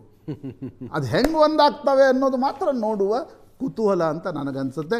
ಉಳಿದಂತೆ ಅಜಿತ್, ಈ ರೀತಿಯ ಇಂಟೆಲೆಕ್ಚುಯಲ್ ಏನೊಂದು ರೀತಿಯ ಬೆದರಿಕೆಯನ್ನು ಹಾಕ್ತಾರೆ, ಒಂದು ರೀತಿಯ ಕರೆಯನ್ನು ಕೊಡ್ತಾರೆ, ಇನ್ನೊಂದಿಷ್ಟು ಸಮಾವೇಶಗಳು ನಡೀಬೋದು. ಎಲ್ಲವನ್ನೂ ಕೂಡ ಕಾಂಗ್ರೆಸ್ನ ಆಂತರಿಕ ರಾಜಕಾರಣದ ಜೊತೆ ಜೋಡಿಸಿ ನೋಡುವ ಕುತೂಹಲ ಕೂಡ ಇದೆ. ಎಷ್ಟು ದಿನಗಳವರೆಗೆಲ್ಲ ಆಂತರಿಕ ತಿಕ್ಕಾಟ ನಡೀತಾ ಇರುತ್ತೋ ಈ ರೀತಿಯ ಸಮಾವೇಶಗಳು ನಡೀತಾ ಇರ್ತವೆ. ಯಾಕೆ ಉಲೇಮಾ ಸಮಾವೇಶ ನಡೀತು ಹೇಳಿ ನೋಡೋಣ. ಉಲೇಮಾ ಸಮಾವೇಶದ ಹಿಂದೆ ಜಮೀರ್ ಅಹ್ಮದ್ ಖಾನ್ ಇರಲಿಲ್ಲ ಅಂತ ಯಾರಾದರೂ ಹೇಳ್ತಿದ್ದಾರೆ ಇವತ್ತಿನವರೆಗೆ? ಇದ್ದಾರೆ. ಹೌದು. ಸೊ ಎಲ್ಲವೂ ಕೂಡ ಅಲ್ಲಿಗೆ ಬರುತ್ತದು. ಬಟ್ ನಾನು ಸೀರಿಯಸ್ಲಿ ಅಜಿತ್, ನನಗನ್ಸೋದು ಮುಸಲ್ಮಾನ್ ಸಮುದಾಯ ಗುಳೆಯದ್ದು ಹೋಗ್ಬಿಡುತ್ತೆ ಕಾಂಗ್ರೆಸ್ನಿಂದ ಅಂತ at this point of time ಅನ್ನಿಸ್ತಾ ಇಲ್ಲ. ಎಸ್, ಕೆಲವು ತಿಕ್ಕಾಟಗಳು ಇವೆ. ಅವು ಟಿಕೆಟ್ಗೆ ಇದೀಗ ಈ ಸಮಾವೇಶವನ್ನು ನಾನು ಹೆಂಗೆ ನೋಡ್ತೀನಿ ಅಂತಂದರೆ, that is A pressure point for ವಿಧಾನ ಪರಿಷತ್ ಆ್ಯಂಡ್ ರಾಜ್ಯಸಭಾ. ಎಸ್, ಅಲ್ಲಿವರೆಗೆ ಈ ಪ್ರೆಷರ್ ಪಾಯಿಂಟ್ಸ್ಗಳನ್ನು ವರ್ಕ್ ಮಾಡಲಾಗತ್ತೆ. ಕರೆಕ್ಟ್. ಅದು ಓವರಾಲ್ ಸಮುದಾಯಕ್ಕೆ ಏನು ಲಾಭ ಆಗತ್ತೆ, ನಷ್ಟ ಆಗತ್ತೆ, ಚರ್ಚೆ ವಿಷಯ. 4 ರಾಜ್ಯಸಭಾ ಸ್ಥಾನಗಳಿಗೆ ಚುನಾವಣೆಗಳು ಬರ್ತಾ ಇದ್ದಾವೆ. 4 ಹಿರಿಯ ರಾಜ್ಯಸಭಾ ಸದಸ್ಯರ ಅವಧಿ ಮುಕ್ತಾಯ ಆಗ್ತಾ ಇದೆ. ಮಲ್ಲಿಕಾರ್ಜುನ ಖರ್ಗೆ, ಈರಣ್ಣ ಕಡಾಡಿ, HD ದೇವೇಗೌಡ ಮತ್ತು ನಾರಾಯಣ್.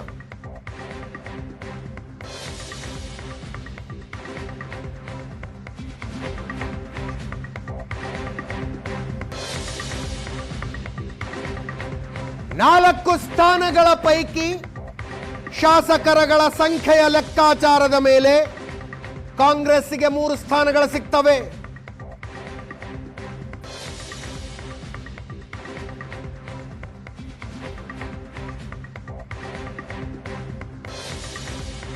ಸಹಜವಾಗಿ ಭಾರಿ ಪೈಪೋಟಿ ಇದೆ ಪಕ್ಷದೊಳಗೆ.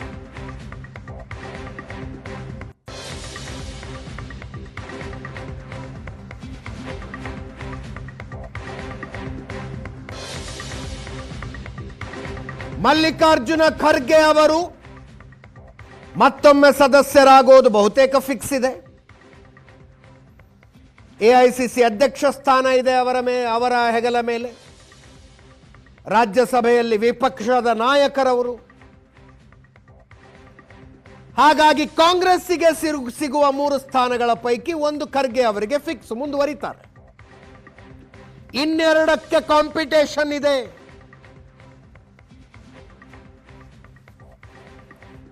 DK ಸುರೇಶ್ ಅವರು ರಾಜ್ಯಸಭಾ ಸದಸ್ಯರಾಗ್ತಾರಾ?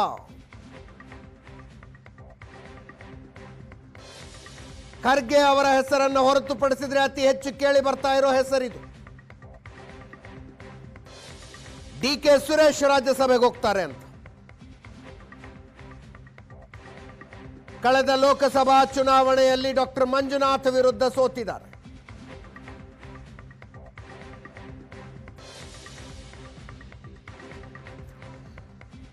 ರಾಷ್ಟ್ರೀಯ ಯುವ ಕಾಂಗ್ರೆಸ್ಸಿನ ಮಾಜಿ ಅಧ್ಯಕ್ಷ BV ಶ್ರೀನಿವಾಸ್ ಹೆಸರು ಕೂಡ ಇದೆ.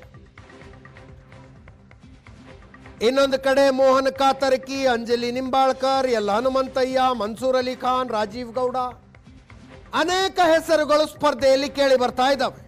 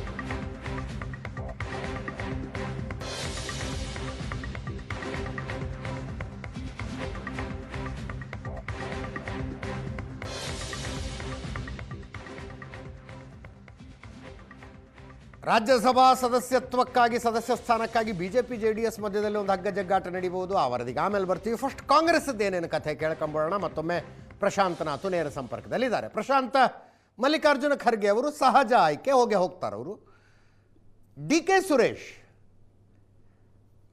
ಲಾಸ್ಟ್ ಟೈಮ್ ಚನ್ನಪಟ್ಟಣ ಉಪಚುನಾವಣೆಯಲ್ಲೂ ಬಹಳ ಹೆಸರು ಜೋರಾಗಿ ಕೇಳಿ ಬಂತು. ಅವರೊಂದು ಮಾತು ಹೇಳಿದ್ರು ಅಂತ ಅಂದ್ಕೊಂಡ್ವಿ. ಮುಖ್ಯವಾಗಿ ಪಡೆಯಬೇಕಾಗಿದ್ದು ಬೇರೆ ಇದೆ, ಮಧ್ಯೆ ಆಚೆ ಈಚೆ ಗಮನ ಹರಿಸೋದು ಬೇಡ ಅಂದಿದ್ರು ಅಂತ. ಈಗ ರಾಜ್ಯಸಭಾ ಕಡೆ ಗಮನ ಹರಿಸ್ತಾರಾ? ಇದು ನೋಡಿ, 3 ಸೀಟ್ ಬರ್ತವೆ. ಒಂದು ಮಲ್ಲಿಕಾರ್ಜುನ್ ಖರ್ಗೆ ಅವ್ರದ್ದು ಫಿಕ್ಸ್ ಅನಿಸುತ್ತೆ. ಕಾಂಗ್ರೆಸ್ ಹೈಕಮಾಂಡ್ ಯಾರ್ದಾದ್ರೂ ಹೆಸರನ್ನು, ಅಂದರೆ ಮಲ್ಲಿಕಾರ್ಜುನ್ ಖರ್ಗೆ ಅವರೇ AICC ಹೈಕಮಾಂಡ್ ಅಧ್ಯಕ್ಷರಾಗಿರೋದ್ರಿಂದ ಮತ್ತೊಂದು ಹೆಸರನ್ನು ಕಳಿಸ್ಲಿಕ್ಕಿಲ್ಲ ಅವರು. ಅದರ್ವೈಸ್ ಯೂಶ್ವಲಿ ಏನಿರುತ್ತೆ, 2-3 ಸೀಟ್ ಇದ್ದಾಗ 1 ಸೀಟ್ ದಿಲ್ಲಿಯಿಂದ ಬೇಕು ಅಂತಾರೆ. ಕರೆಕ್ಟ್. ಬಟ್ ಈ ಬಾರಿ ಮಲ್ಲಿಕಾರ್ಜುನ್ ಖರ್ಗೆ ಅವರ ಹೆಸರು ಇರೋದ್ರಿಂದ 1 ಸೀಟ್ ಬರುತ್ತೆ. ಇನ್ನೆರಡು ಇಲ್ಲ ಆಗಬೇಕು. ಡಿ ಕೆ ಸುರೇಶ್ ಸೀಟನ್ನು ಒಪ್ಪಿಕೊಳ್ಳುವ ಸಾಧ್ಯತೆಗಳು ಕಡಿಮೆ ಅಂತ ನನಗನ್ಸುತ್ತೆ. ಅಂದರೆ ಹಿ ಹ್ಯಾಸ್ ಬಿನ್ ಆಫರ್ಡ್ ಅಂತಾನೆ ನೀವು ಹೇಳೋದು? ಆಫರ್ಡ್ ಅಂತ ಹೇಳಲ್ಲ ನಾನು, ಯಾಕಂದರೆ ಇನ್ನೂ ಚರ್ಚೆಗೆ ಬಂದಿಲ್ಲ ಅದು.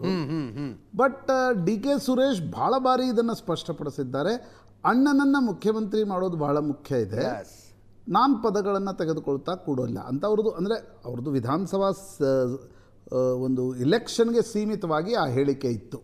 ಈಗ ರಾಜ್ಯಸಭೆಗೆ ಅವರು ಡಿ ಕೆ ಸುರೇಶ್ ದಿಲ್ಲಿಯಲ್ಲೂ ಕೂಡ ತುಂಬ ಆ್ಯಕ್ಟಿವ್ ಇದ್ದರು ಲೋಕಸಭಾ ಸದಸ್ಯರಾಗಿ. ಹೀಗಾಗಿ ಅಲ್ಲಿ ಏನಾದರೂ ಪಾರ್ಲಿಮೆಂಟ್ರಿ ಪಾರ್ಟಿಗೆ ಅವ್ರು ಬೇಕು ಅಂತಕ್ಕಂಥ ಕಾರಣಕ್ಕೋಸ್ಕರ ಕರ್ಕೊಂಡು ಹೋದರೆ, ಆದರೆ 29ರಲ್ಲಿ ಮತ್ತೆ ಚುನಾವಣೆ ಬರುತ್ತೆ. ಅವ್ರಿಗೆ ಸ್ಪಷ್ಟವಾಗಿ ಅನಿಸ್ತಾ ಇರತಕ್ಕಂಥದ್ದು, ನನ್ನನ್ನು ಕೊಟ್ಟು ಪ್ಲಕೇಟ್ ಮಾಡಿದರೆ ನಾವು ಸುಮ್ಮನಿರಲ್ಲ, ಅಣ್ಣನನ್ನು ಮುಖ್ಯಮಂತ್ರಿ ಮಾಡಬೇಕು ಅನ್ನೋದು ಅವ್ರ ತಲೆಯಲ್ಲಿ ಭಾಳ ಸ್ಪಷ್ಟ. ಹೀಗಾಗಿ ಅದನ್ನು ಒಪ್ಕೊಳ್ತಾರಾ ಇಲ್ವಾ ಅನ್ನೋದು ಮುಂದಿನ ದಿನಗಳ ನೆಗೋಷಿಯೇಷನ್ಸ್ಗೆ ನೋಡಬೇಕಾಗತ್ತೆ. ಬಿ ವಿ ಶ್ರೀನಿವಾಸ್ ಒಂದು ಹೆಸರು ಇದೆ. ಡಿ ಕೆ ಸುರೇಶ್ ಒಪ್ಕೊಂಡ್ರೆ I don't think B V Srinivas ಆಗ್ತಾರೆ ಅಂತ. ಓಕೆ. ಡಿ ಕೆ ಸುರೇಶ್ ರಾಜ್ಯಸಭೆಯನ್ನು ಒಪ್ಕೊಂಡ್ರೆ ಬಿ ವಿ ಶ್ರೀನಿವಾಸ್ ಹೆಸರು ಬರ್ತಕ್ಕ. ಡಿ ಕೆ ಸುರೇಶ್ರ ಅತ್ಯಂತ ಪರಮಾಪ್ತ ಬಿ ವಿ ಶ್ರೀನಿವಾಸ್. ಹೀಗಾಗಿ ಇಬ್ಬರಲ್ಲಿ ಒಬ್ಬರು ಇವ್ರು ಹೋದರೆ ಅವ್ರು ಹೋಗ್ಲಿಕ್ಕಿಲ್ಲ ಅನ್ನೋದು ನನ್ನ ಅನಿಸಿಕೆ. ಈಗ ಡಿ ಕೆ ಸುರೇಶ್ ಒಪ್ಕೊಂಡ್ರೆ ರಾಜೀವ್ ಗೌಡ ಹೆಸರು ಕೂಡ ಹೋಗಲ್ಲ. ಓಕೆ. ಮಾರ್ಗರೆಟ್ ಅಳ್ವಾ ಪ್ರಯತ್ನವನ್ನು ಪಡ್ತಾ ಇದ್ದಾರೆ, ಬಟ್ ಎಷ್ಟು ಅದು ಕೂಡ ಒಂದು ರೀತಿ ಹೈಕಮಾಂಡ್ ಹೆಸರಾಗತ್ತೆ ಅಜಿತ್. ರೈಟ್. ಹೌದು. ಮುಸ್ಲಿಂ ಹೆಸರು ಈಗ ಇವತ್ತಿನ ಸ್ಥಿತಿ ದಾವಣಗೆರೆ ದಕ್ಷಿಣದ ನಂತರ ಕಾಂಗ್ರೆಸ್ ಹೈಕಮಾಂಡ್ ಮತ್ತು ಇಲ್ಲಿನ ನಾಯಕತ್ವ ಯೋಚಿಸೋದು ಒಂದು ಮುಸ್ಲಿಮನ್ನು ನಾವು ಮತ್ತೊಂದು ಸಲ ಕಳಿಸ್ಬೇಕು ಅಂತ. ಕರೆಕ್ಟ್. ಹೌದು. ನಾಸಿರ್ ಹುಸೇನ್ ಇದ್ದಾರೆ, ಬಟ್ ಇತ್ತೀಚಿನ ಕಳೆದ 2-3 ತಿಂಗಳಲ್ಲಿ ನಡೆದಿರ್ತಕ್ಕಂಥ ಪ್ರಕ್ರಿಯೆಯಲ್ಲಿ I don't think Margaret Alva ಹೆಸರು, ಯಾಕಂದರೆ ಮಾರ್ಗರೆಟ್ ಅಳ್ವಾ ರಾಜ್ಯಸಭಾ ಸದಸ್ಯರಾಗಿದ್ದವರು. ಅವ್ರ ಪುಸ್ತಕವನ್ನು ಯಾರಾದರೂ ಓದಿದರೆ ಅವ್ರದ್ದು ಆಟೋಬಯೋಗ್ರಫಿ ಬರೆದಿದ್ದಾರೆ ಅವರು. ಅವರು ಇಡೀ ಅಂದರೆ ಕಾಂಗ್ರೆಸ್ ಹೈಕಮಾಂಡ್ ಬಗ್ಗೆ ಕೂಡ ಬಹಳ ಟೀಕೆ ಟಿಪ್ಪಣಿಗಳನ್ನು ಮಾಡಿದ್ದಾರೆ. ಹೀಗಾಗಿ ಅವರನ್ನು ಈ ಹಂತದಲ್ಲಿ ಕಳಿಸ್ತಾರೆ ಅಂತಕ್ಕಂಥದ್ದಿಲ್ಲ. ಮನ್ಸೂರ್ ಅಲಿ ಖಾನ್ ಮೊನ್ನೆ ಚುನಾವಣೆ ನಿಂತು ಸೋತಿದ್ದಾರೆ, ರೆಹಮಾನ್ ಖಾನ್ ಪುತ್ರ. ಹೌದು. ಕಡಿಮೆ ಅಂತರದಲ್ಲಿ ಸೋತರು, ಮಹದೇವಪುರ ಕಾರಣದಿಂದ ಸೋತರು. ವಾಪಸ್ ರಾಜ್ಯಸಭೆ ಕೇಳ್ತಿದ್ದಾರೆ. ಐ ಡೋಂಟ್ ಥಿಂಕ್ ಲೋಕಸಭೆಯಲ್ಲಿ ನಿಂತು ಸೋತವ್ರಿಗೆ ರಾಜ್ಯಸಭೆ ಕೊಡ್ತಾರೆ ಅಂತ ಅನ್ಸಲ್ಲ. ಒಂದು ಇಂಟ್ರೆಸ್ಟಿಂಗ್ ಹೆಸರು ಕೂಡ ಮುಸಲ್ಮಾನ್ ಸಮುದಾಯದಿಂದ ಬರಬಹುದು. ಸೊ ಒಂದು ದಲಿತ, ಒಂದು ಒಕ್ಕಲಿಗ, ಒಂದು ಮುಸಲ್ಮಾನ್ ಕಾಂಬಿನೇಷನ್ ಆಗಬಹುದು ಅಂತ ನನಗನ್ಸುತ್ತೆ. ಹಾಗಿರುವಾಗ ವಿಧಾನ ಪರಿಷತ್ತಲ್ಲಿ they may opt for a Lingayat and backward. ಎಲ್ಲವನ್ನ ಜೊತೆಗೆ ಮಾಡ್ತಾ ಇರೋದ್ರಿಂದ ಎಲ್ಲ ಸಮುದಾಯಗಳಿಗೆ ನಾವು ಪ್ರಾತಿನಿಧ್ಯವನ್ನು ಕೊಟ್ವಿ. ಈಗ ಹನುಮಂತಯ್ಯ ಇಸ್ ದಲಿತ್ ಲೆಫ್ಟ್. ಹೌದು. ರಾಜ್ಯಸಭೆಯಲ್ಲಿ ಇದ್ರು ಅವರು. ಹೌದು. ಖರ್ಗೆ ಅವರೇ ಈಗ ಮತ್ತೊಂದು ಬಾರಿ ಆಯ್ಕೆ ಆಗ್ತಿರೋದ್ರಿಂದ ಐ ಡೋಂಟ್ ಥಿಂಕ್ ಹನುಮಂತಯ್ಯ ಅವ್ರಿಗೆ ಸಿಗಬಹುದು ಅನ್ನೋದು. ಅಂದರೆ ಒಂದೇ ಇದರಲ್ಲಿ ರೈಟ್ಗೂ ಕೊಡ್ತಾರೆ ಲೆಫ್ಟ್ಗೂ ಕೊಡ್ತಾರೆ ಅನ್ನೋದಿರಲ್ಲ. ಲೆಫ್ಟ್ ಕ್ಯಾನ್ ಬಿ ಅಕಾಮಡೇಟೆಡ್ ಇನ್ ವಿಧಾನ ಪರಿಷತ್ ಅನ್ಸುತ್ತೆ ನನಗೆ. ಓಕೆ. ಓಕೆ. ಯಾಕಂದರೆ ಇಲ್ಲಿ OBC ಮಾಡಲಿಕ್ಕೆ ಆಗಲಿಲ್ಲ ಅಂದರೆ, ಈಗ ಅಂಜಲಿ ನಿಂಬಾಳ್ಕರ್ ಹೆಸರು ಓಡ್ತಾ ಇದೆ, ಬಟ್ ಈಗ ಅವರು 28ರಲ್ಲಿ again she wants to contest from ಖಾನಾಪುರದಿಂದ ಮತ್ತೆ ಸ್ಪರ್ಧಿಸಬೇಕು ಅಂತ. ಹಾಗಾಗಿ ಈಗ ಇಲ್ಲಿ ಕೊಟ್ಟು ಮತ್ತೆ ಖಾನಾಪುರ್ ಆ ರೀತಿಯ ಕಾಂಬಿನೇಷನ್ ಮಾಡಲಿಕ್ಕಿಲ್ಲ. ಬಟ್ ಇಲ್ಲಿ OBC ಅಕಾಮಡೇಟ್ ಮಾಡಲಿಲ್ಲ ಅಂದರೆ ವಿಧಾನ ಪರಿಷತ್ತಲ್ಲೇ OBC ಅಕಾಮಡೇಟ್ ಮಾಡ್ಬೋದು.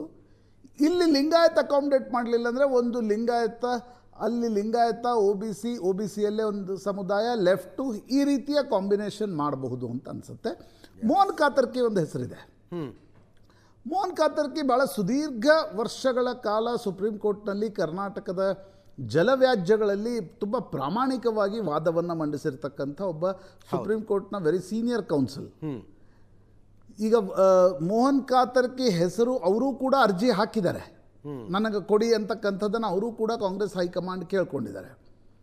ಹೀ ಈಸ್ ಆಲ್ಸೋ ರೆಡ್ಡಿ ಲಿಂಗಾಯತ್ ಅನ್ಸತ್ತೆ ನನಗೆ. Okay okay he is Reddy Lingayat. ಆಗ ಏನು ಮಾಡ್ತಾರೆ ಅನ್ನೋದು ನೋಡಬೇಕು. ಅಂದರೆ ಒಂದು ದಲಿತ ಒಂದು ಈಗ ಡಿ ಕೆ ಸುರೇಶ್ ಒಪ್ಕೊಳ್ತಾರ ಇಲ್ವಾ, ಅಥವಾ ಅಜಿತ್ ಇದರಲ್ಲಿ ಇನ್ನೊಂದು ಭಾಳ ಸ್ಪಷ್ಟ ಆಗಬೇಕು. ಒಕ್ಕಲಿಗ ಸಮುದಾಯದಕ್ಕೆ ಇಲ್ಲಿ ಕೊಟ್ಟರೆ ನಾಳೆ ಮುಖ್ಯಮಂತ್ರಿಯ ಗಾದಿಗೂ ಒಕ್ಕಲಿಗ ಸಮುದಾಯದವರೇ ಟವೆಲ್ ಹಾಕಿದ್ದಾರೆ. ಸೊ ಇಲ್ಲಿ ಒಕ್ಕಲಿಗರಿಗೆ ಕೊಡಲಿಲ್ಲ ಅಂತಂದರೆ ಕಾಂಗ್ರೆಸ್ ಹೈಕಮಾಂಡ್ ಏನು ಯೋಚನೆ ಮಾಡ್ತಿದೆ ಅನ್ನೋದನ್ನು ಕೂಡ ನೀವು ಒಂದು ವಿಶ್ಲೇಷಣೆಯನ್ನು ಮಾಡ್ಬೋದು, ಮಾಡೋಕ್ಕಾಗಲ್ಲ ಅಂತಿಲ್ಲ. So it is very interesting. ನನ್ನ ಪ್ರಕಾರ ಡಿ ಕೆ ಸುರೇಶ್ ಅವರು ಬೇಡ ಅಂತಾರೆ, ಅಕಸ್ಮಾತ್ ಅವರು ಆಸಕ್ತಿ ತೋರಿಸಿದ್ರೆ ನಥಿಂಗ್ ಲೈಕ್ ದಟ್, ಬೇರೆ ಹೆಸರು ಬರೋದೇ ಇಲ್ಲ ಒಂದು ಸ್ಥಾನಕ್ಕೆ ಅಂತ. ನೋಡಿ, if D K Suresh wants, ನಿಶ್ಚಿತವಾಗಿ ಅದು ಬರೀ ಡಿ ಕೆ ಶಿವಕುಮಾರ್ ತಮ್ಮ ಅಂತಲ್ಲ, ಡಿ ಕೆ ಸುರೇಶ್ಗೆ ತಂದೆ ಆಗಿರ್ತಕ್ಕಂಥ ಒಂದು ಸ್ಟ್ಯಾಂಡಿಂಗ್ ದಿಲ್ಲಿಯಲ್ಲೂ ಕೂಡ ಇದೆ. ಎಸ್, ಬಟ್ ಆ ಒಂದು ಕಾಂಗ್ರೆಸ್ನ ಆಂತರಿಕ ಬೆಳವಣಿಗೆಗಳಲ್ಲಿ ಅವರು ಬೇಕಂತಾರೋ ಬೇಡ ಅಂತಾರೋ ಅನ್ನೋದು ಕೂಡ ಬಹಳ ಇಂಪಾರ್ಟೆಂಟ್. ಈಗ ಎಲ್ಲ ಕಡೆ ಆ ರೀತಿ ಹೆಸರುಗಳು ಓಡ್ತಾ ಇರ್ತವೆ. ಚನ್ನಪಟ್ಟಣದಲ್ಲೂ ಓಡ್ತು. ಆಗ ಆಮೇಲೆ ಸಿಕ್ಕಾಗ ಹೇಳಿದ್ರು ಅವರು, ಇಲ್ಲ ನಾನು ಸ್ಪರ್ಧೆನೇ ಮಾಡಲ್ಲ ಅಂತ ಹೇಳಿಬಿಟ್ಟಿದ್ದೆ ಅಂತ. ನಮ್ಮ ಅಣ್ಣನಿಗೂ ಹೇಳಿದ್ದೆ, ನಮ್ಮ ಕುಟುಂಬದಿಂದ ಯಾರೂ ಸ್ಪರ್ಧೆ ಮಾಡಬಾರ್ದು ಅಂತ ಹೇಳಿದ್ರು ಅವರು. ಐ ಥಿಂಕ್ ನಿಮ್ಮದೇ ಇಂಟರ್ವ್ಯೂದಲ್ಲಿ ಹೇಳಿದರು. ಕರೆಕ್ಟ್ ಹೌದು. ಸೊ ನನಗನ್ಸುತ್ತೆ ಈಗ ಒಕ್ಕಲಿಗ ಕೊಡ್ತಾರೋ ಇಲ್ವೋ ಅದೊಂದು ಹೊಸ ಸ್ಪೆಕ್ಯುಲೇಷನ್ಗೆ ಕಾರಣ ಆಗುತ್ತೆ. ಆ ದಲಿತು ಜೊತೆಗೆ ಒಂದು ಮುಸ್ಲಿಂ ಇರಬಹುದು, ಯಾಕಂದರೆ ಇಡೀ ದಾವಣಗೆರೆ ದಕ್ಷಿಣದ ಚಟುವಟಿಕೆಗಳ ನಂತರ ಒಂದು ಮುಸ್ಲಿಂ ಹೆಸರು ಇರಬಹುದು, ಅಥವಾ ವಿಧಾನ ಪರಿಷತ್ತಲ್ಲಿ ಮುಸ್ಲಿಂ ಇಟ್ಟು ಇಲ್ಲಿ ಇನ್ನೊಂದು ಒ ಬಿ ಸಿಯನ್ನು ಕೊಡಬಹುದು. Permutations and combinations will be decided when you sit across the table. ಈಗಲೇ ಆ ಹೆಸರುಗಳು ಓಡಾಡ್ತಾ ಇವೆ. ಪ್ರೊಫೆಸರ್ ರಾಜೀವ್ ಗೌಡ ಹಿಂದೆ ರಾಜ್ಯಸಭಾ ಸದಸ್ಯರಾಗಿದ್ದವರು, ಬಟ್ ಚುನಾವಣೆಯಲ್ಲಿ ಸೋತರು.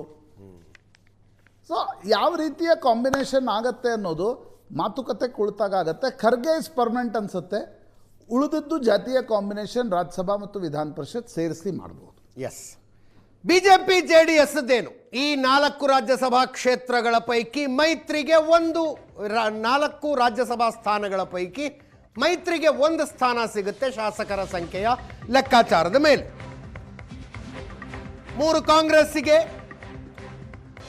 1 ಬಿಜೆಪಿಗೆ 48 ಶಾಸಕರ ಮತಗಳ ಬೇಕು.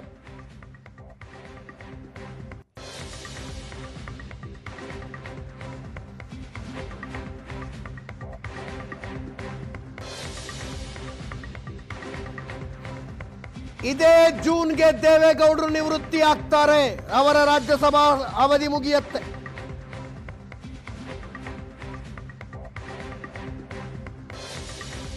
ಮಲ್ಲಿಕಾರ್ಜುನ ಖರ್ಗೆ ಅವರನ್ನ ಮರು ಆಯ್ಕೆ ಮಾಡಿ ಕಳಿಸುವ ಚರ್ಚೆ ಇದ್ದಂತೆ ದೇವೇಗೌಡರನ್ನು ಕಳಿಸುವ ಚರ್ಚೆ ಇದೆ.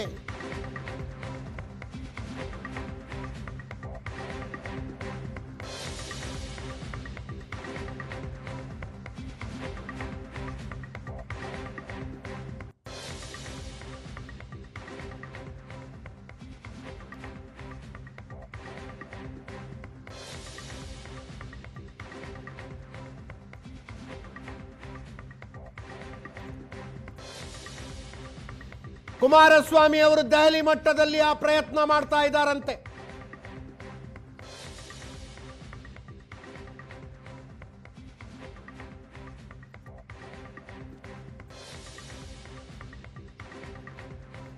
ನಿತಿನ್ ನಬೀನ್ರನ್ನ ಭೇಟಿಯಾಗಿ, ಬಿಜೆಪಿ ರಾಷ್ಟ್ರೀಯ ಅಧ್ಯಕ್ಷರನ್ನ ಭೇಟಿಯಾಗಿ 1 ಸುತ್ತಿನ ಮಾತುಕತೆ ನಡೆಸಿದಾರಂತೆ.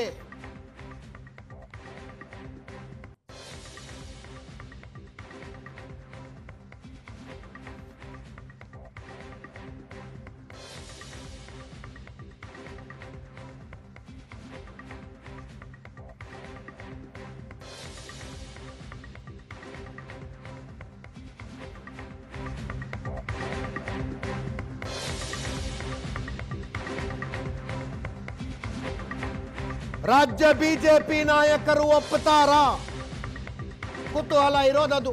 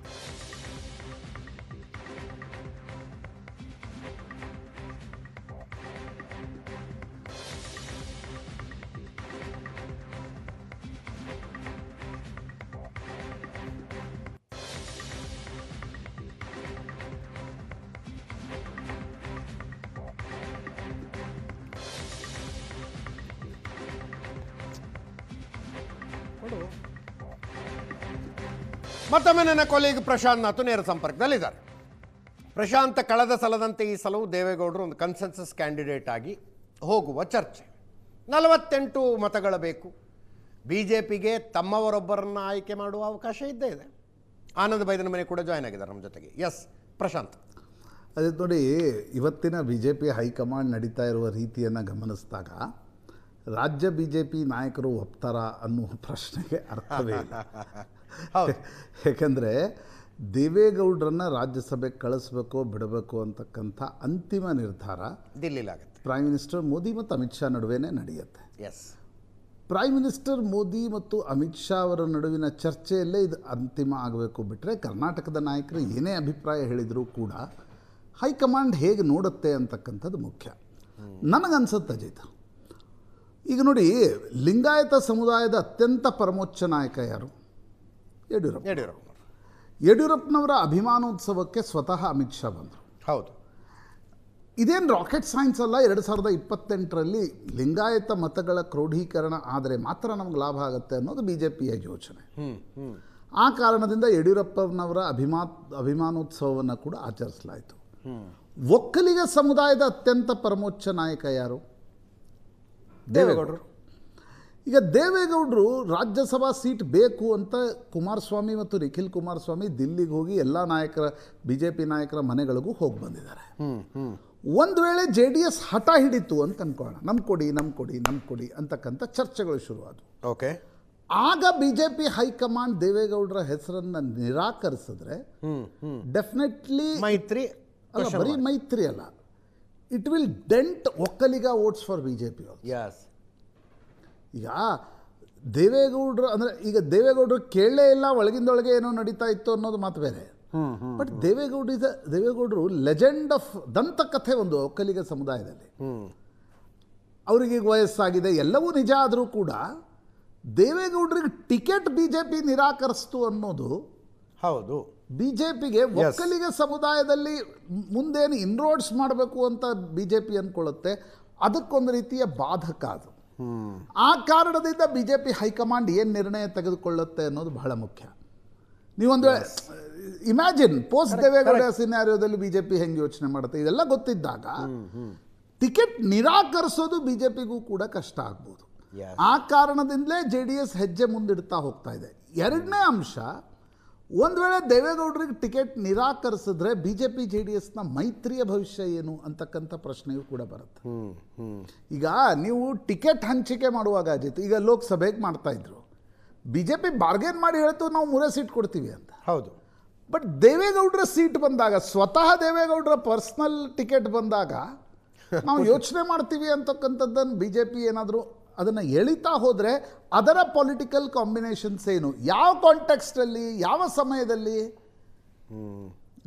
DK ಶಿವಕುಮಾರ್ ಮುಖ್ಯಮಂತ್ರಿ ಆಗ್ತಾರೋ ಇಲ್ಲೋ ಅನ್ನುವ ಚರ್ಚೆ ಒಕ್ಕಲಿಗ ಸಮುದಾಯದಲ್ಲಿ ನಡೀತಾ ಇರುವಾಗ, ನೀವೊಂದು ವೇಳೆ ಟಿಕೆಟ್ ಮಿಸ್ ಆಗಿ DK ಶಿವಕುಮಾರ್ ಮುಖ್ಯಮಂತ್ರಿ ಆದರೆ ನಾಳೆ ಒಕ್ಕಲಿಗ ವೋಟ್ಸ್ಗಳು ಸಾರಾಸಗಟಾಗಿ ಆ ಕಡೆ ಶಿಫ್ಟ್ ಆಗ್ಬೋದು. ಹೌದು ಹೌದು, ಎಲ್ಲ ಪರ್ಮಿಟೇಷನ್ಸ್ ಕಾಂಬಿನೇಷನ್ಸ್ಗಳು ನಡೀತವೆ. ಈ ಕಾರಣದಿಂದ ನನಗನ್ಸುತ್ತೆ ದೇವೇಗೌಡರು ಬೇಕೇ ಬೇಕು ಅಂತ ಹಠ ಹಿಡಿದ್ರೆ, JDS ಇಲ್ಲ ದೇವೇಗೌಡರಿಗೆ ಕೊಡಲೇಬೇಕು ಅಂತ ಹಠ ಹಿಡಿದ್ರೆ, ಒಂದು BJPಗೆ ಅದನ್ನು ನಿರಾಕರಿಸೋದು ಕಷ್ಟ ಆಗ್ಬೋದು. ರಾಜ್ಯ ನಾಯಕರು ಎಷ್ಟೇ ವಿರೋಧ ವ್ಯಕ್ತಪಡಿಸಿದ್ರು ಕೂಡ ಅದನ್ನು ನಿರಾಕರಿಸೋದು ಕಷ್ಟ ಆಗ್ಬೋದು. ಎರಡನೇದು, ಅದು directly it will have A bearing and implications on BJP JDS ಮೈತ್ರಿ ಇನ್ 2028 ಮತ್ತು ZP TP BBMP ಎಲ್ಲವೂ ಕೂಡ. ಈಗ ನನಗನ್ಸುತ್ತೆ ಅಜಿತ್, ದೇವೇಗೌಡರು ಹಠನೇ ಹಿಡಿದ್ರೆ, ನನಗೆ ಬೇಕು ಅನ್ನೋದನ್ನು ಹೇಳಿದರೆ ಹೈಕಮಾಂಡ್ ಒಂದು ಮರು ಮಾತಿಲ್ಲದೆ ಕೊಡಬೇಕಾಗತ್ತೆ. ನಿರಾಕರಿಸುವ ಸ್ಥಿತಿಯಲ್ಲಿ ಇದ್ದಂತೆ ನನಗೆ ಕಾಣ್ತಾ ಇಲ್ಲ. ಎಸ್, ಆನಂದ್ ಇದ್ದಾರೆ ನಮ್ಮ ಜೊತೆಗೆ. ಆನಂದ, ರಾಜ್ಯ BJP ನಾಯಕರು ಒಪ್ತಾರಾ? ಪ್ರಶ್ನೆನೇ ಇರ್ರಿಲೆವೆಂಟು ಅಂತ ಕೇಳೋರು ಯಾರು?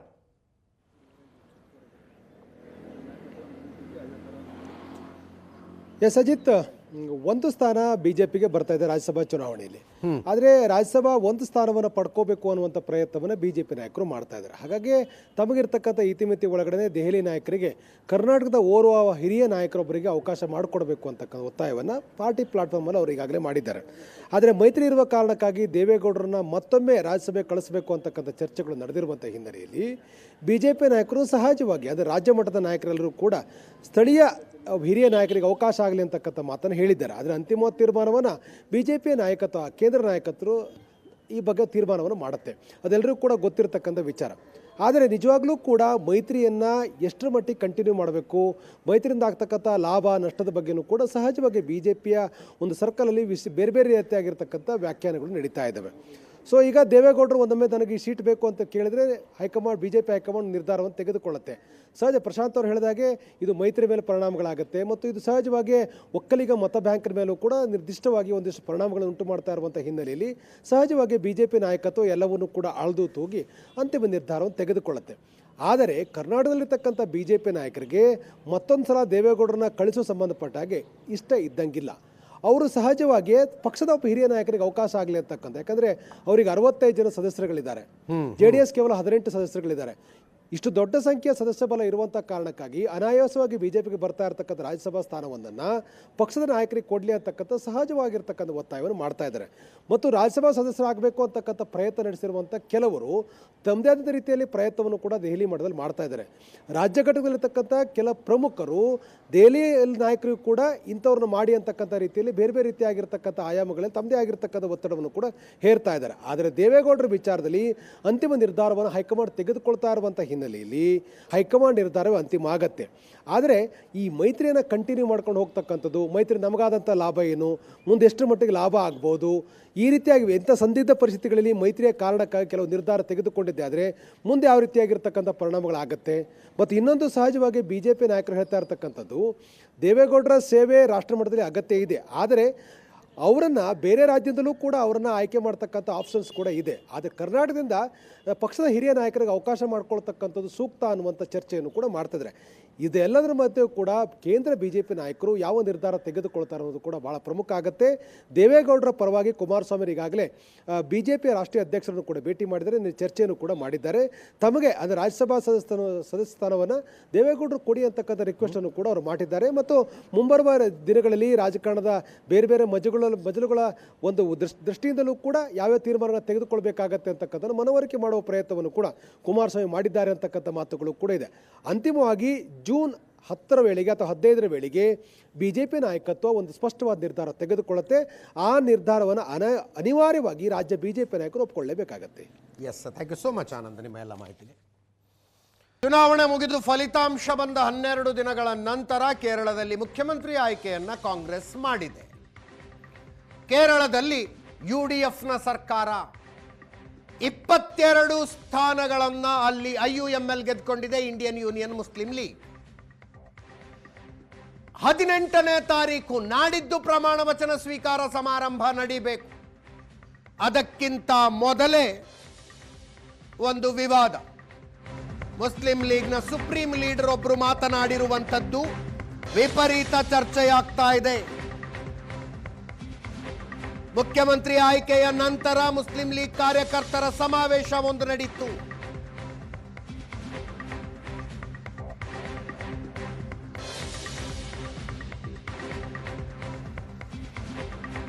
ರ್ಯಾಲಿ ನಡೆಯಿತೊಂದು. VD ಸತೀಶನ್ ಮುಖ್ಯಮಂತ್ರಿ ಆಗುವುದಕ್ಕೆ ಮುಸ್ಲಿಂ ಲೀಗ್ ಬೆಂಬಲವು ಕಾರಣ ಅನ್ನೋದು ಎಲ್ರಿಗೂ ಗೊತ್ತಿರೋ ವಿಷಯ.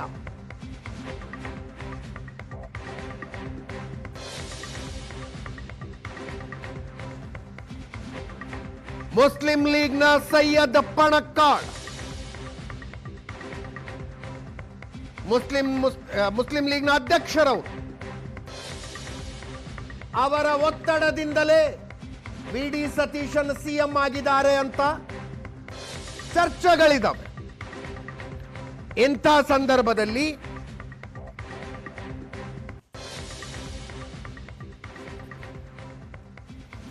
ವಿವಾದಿತ ಘೋಷಣೆಗಳ ಮೊಳಗಿದ್ವು ರ್ಯಾಲಿಯಲ್ಲಿ.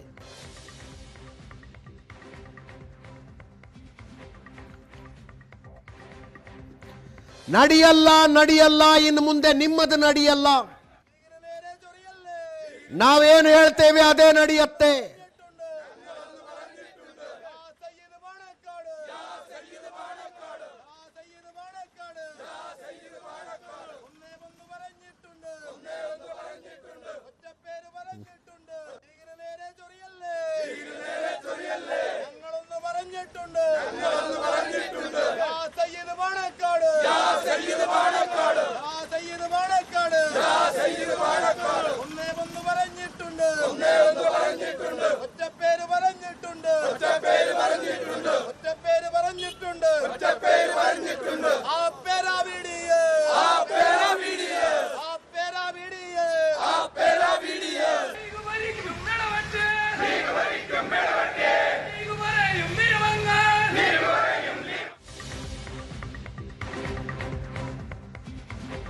ಕೇರಳ ಭೂಮಿಯನ್ನ ಲೀಗ್ ಆಳುತ್ತೆ, ಅರ್ಥಾತ್ ಮುಸ್ಲಿಂ ಲೀಗ್ ಆಳುತ್ತೆ. ಕಾನೂನು ನಿಯಮಗಳನ್ನ ಮುಸ್ಲಿಂ ಲೀಗ್ ನಿರ್ಧರಿಸುತ್ತೆ. ಘೋಷಣೆಗಳು ರ್ಯಾಲಿಯಲ್ಲಿ.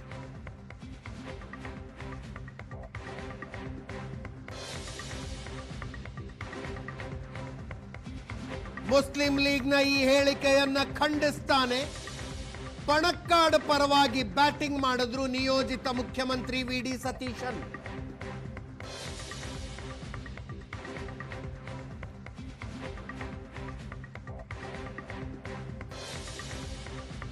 ಕೇರಳಂನಲ್ಲಿ ದ್ವೇಷ ಹರಡೋ ಗುರಿ ಹೊಂದಿರುವ ಕೆಲವು ಶಕ್ತಿಗಳ ಅಭಿಯಾನ ನಡೆಸೋದಕ್ಕೆ ಪ್ರಯತ್ನಿಸ್ತಾ ಇದ್ದಾವೆ.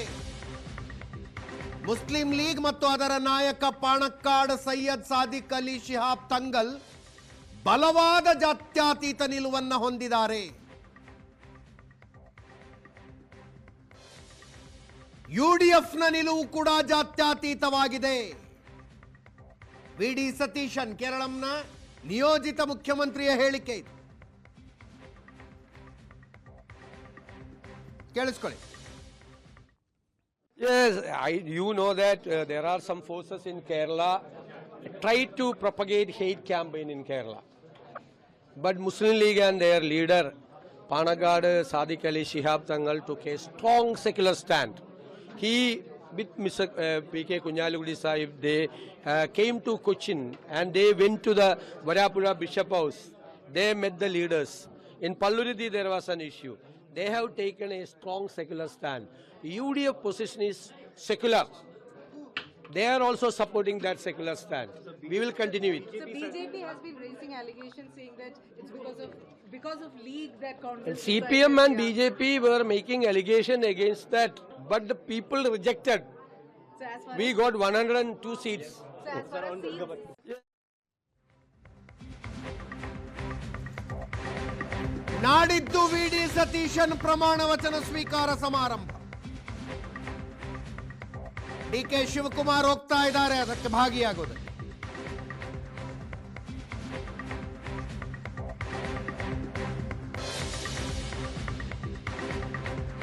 ನಿನ್ನೆ ತಾನೇ ಹುಟ್ಟುಹಬ್ಬವನ್ನು ಆಚರಿಸಿಕೊಂಡರು ಡಿ.ಕೆ. ಶಿವಕುಮಾರ್ ಅವರು. ದೆಹಲಿಯಿಂದ ಗಿಫ್ಟ್ ಬರುತ್ತೆ ಅಂತ ಕಾಯ್ತಾನೇ ಇದ್ದಾರೆ.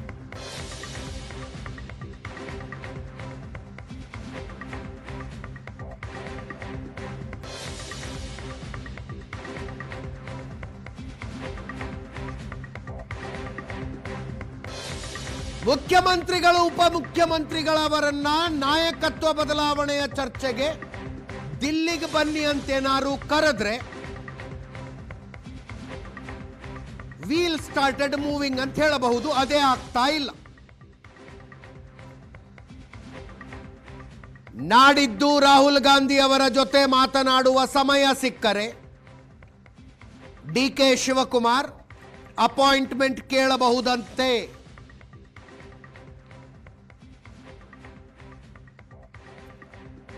ಡೆಲ್ಲಿಗೆ ಬರ್ತೀನಿ ಮಾತಾಡೋದಕ್ಕೆ ಟೈಮ್ ಬೇಕು ಅಂತ ಕೇಳಬಹುದಂತೆ.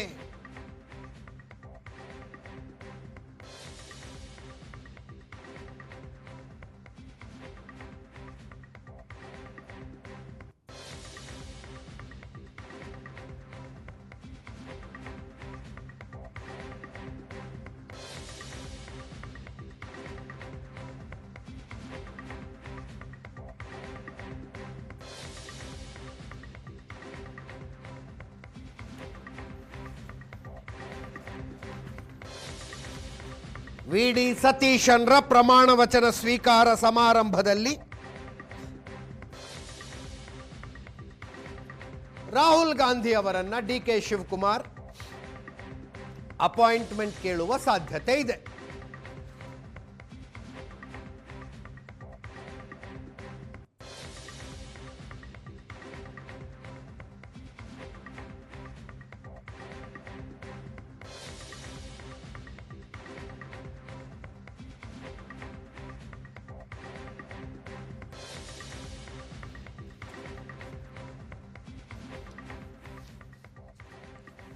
ಇದರೊಂದಿಗೆ ಇವತ್ತಿನ ಪಾರ್ಟಿ ರೌಂಡ್ಸ್ ಮುಗಿಸ್ತಾ ಇದ್ದೀವಿ. ನೇರ ದಿಟ್ಟ ನಿರಂತರ ಸುದ್ದಿಗಾಗಿ ನೋಡ್ತಾ ಇರಿ ಏಷ್ಯಾನೆಟ್ ಸುವರ್ಣ ನ್ಯೂಸ್.